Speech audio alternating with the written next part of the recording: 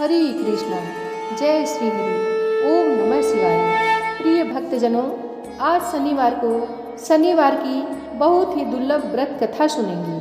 तो आइए बड़ी ही श्रद्धा और प्रसन्न चित्त मन से सुनते हैं शनिवार की व्रत कथा।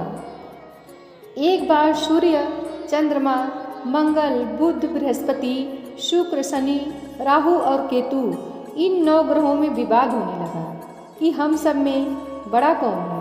सभी अपने आप को बड़ा समझते थे।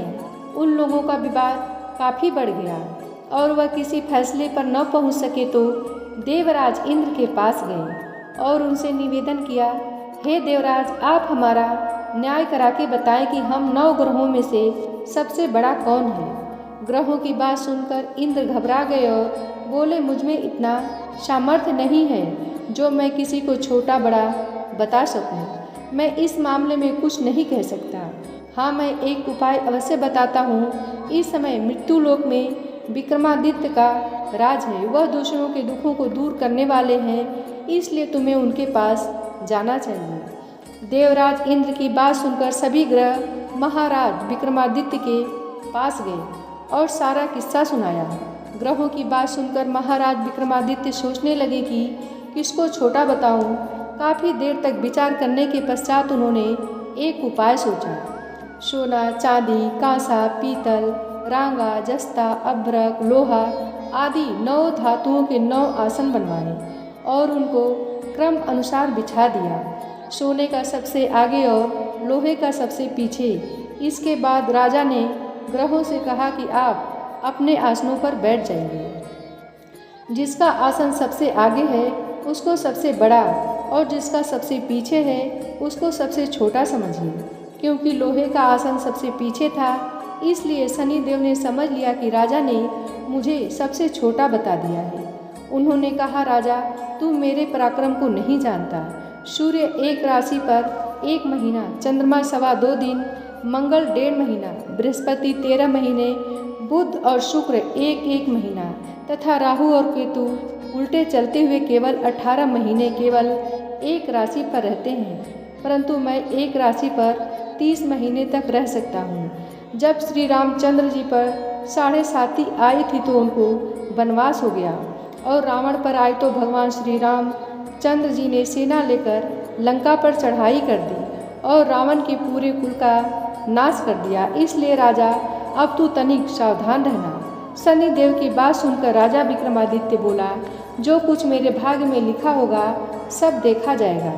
इसके पश्चात अन्य ग्रह तो बड़ी प्रसन्नता के साथ और शनिदेव क्रोध से भरकर विक्रमादित्य के दरबार से उठ अपने अपने स्थान को रवाना हो गए। कुछ समय के पश्चात जब महाराज विक्रमादित्य पर 7.5 आई तो शनि ने व्यापारी का रूप धारण करके अनेक तरह से सुंदर घोड़ों के साथ महाराज विक्रमादित्य की राजधानी पहुँचे।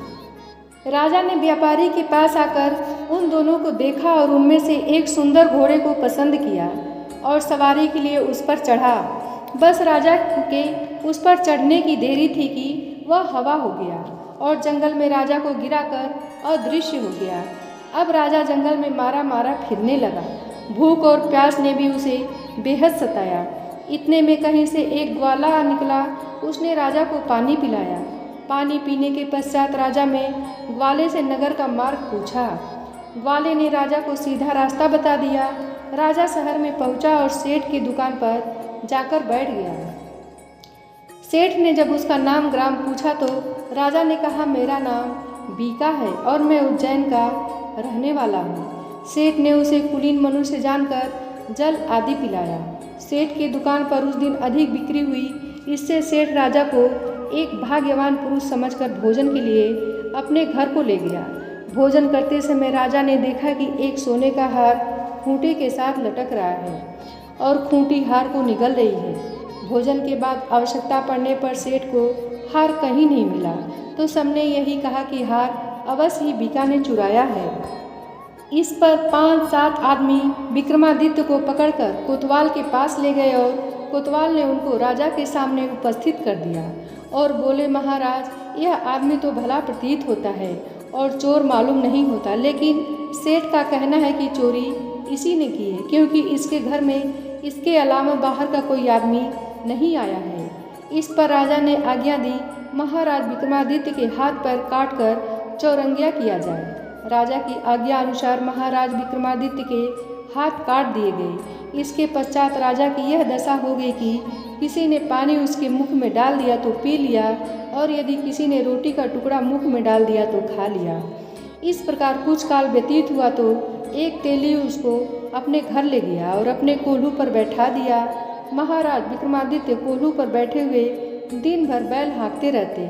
जब राजा की बुरी दशा समाप्त हो गई और जब एक रात को वर्षा के समय वह मल्हार गा रहे थे तो उनका गाना सुनकर उस नगर के राजा की लड़की उन पर मोहित हो गई और अपनी दासी को इस बात का पता लगाने के लिए भेजा कि देखो इस समय कौन मल्हार गा रहा है। दासी ने महल में आकर राजकुमारी को सब वृत्तांत सुना दिया। राजकुमारी ने प्रण किया कि यदि विवाह करूंगी तो इस चौरंगिया के साथ ही करूंगी, और अगले दिन से राजकुमारी ने अनशन व्रत कर दिया। दासी ने रानी को सब हाल सुना दिया। रानी तुरंत ही राजकुमारी के पास पहुंची और उससे उसके दुख का कारण पूछा।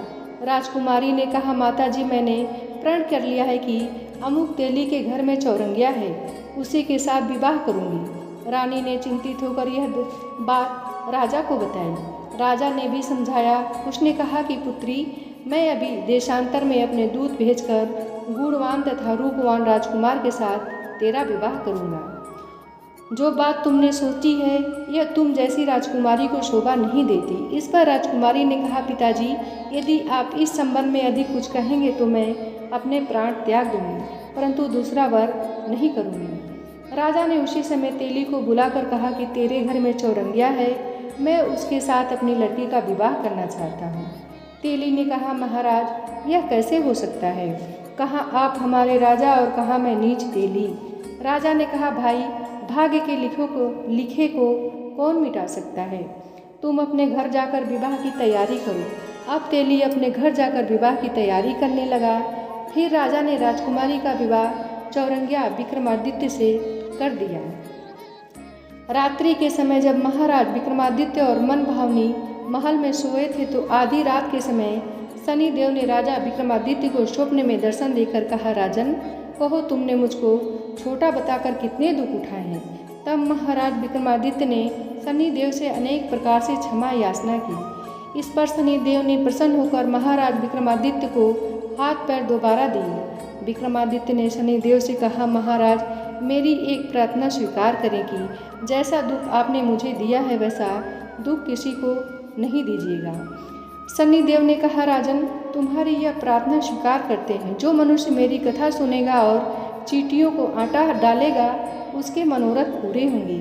इतना कहकर शनिदेव अंतर्ध्यान हो गए। प्रातःकाल जब राजकुमारी मनभावनी की आंख खुली और उसने महाराज विक्रमादित्य के हाथ पैर देखे तो आश्चर्यचकित रह गई। उसको चकित देखकर राजा ने अपना समस्त वृत्तांत कहा और यह भी बतलाया कि मैं विक्रमादित्य हूँ।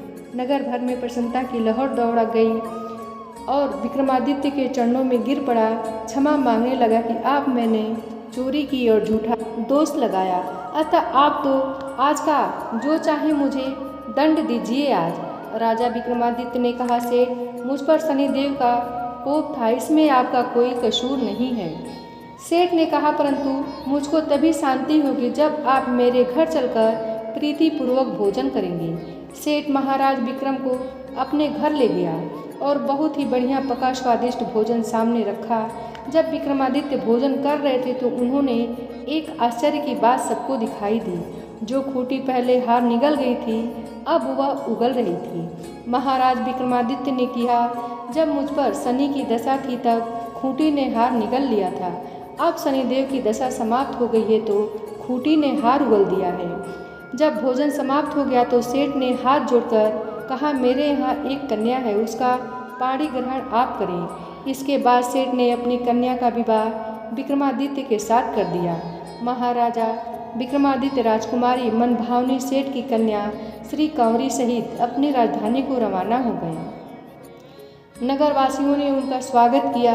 राजा विक्रमादित्य ने नगर में यह घोषणा करवाई, शनिदेव सब ग्रहों में सर्वोपरि हैं। जो कोई शनिदेव की कथा पढ़ता और सुनता है उनके सब दुख दूर हो जाते हैं।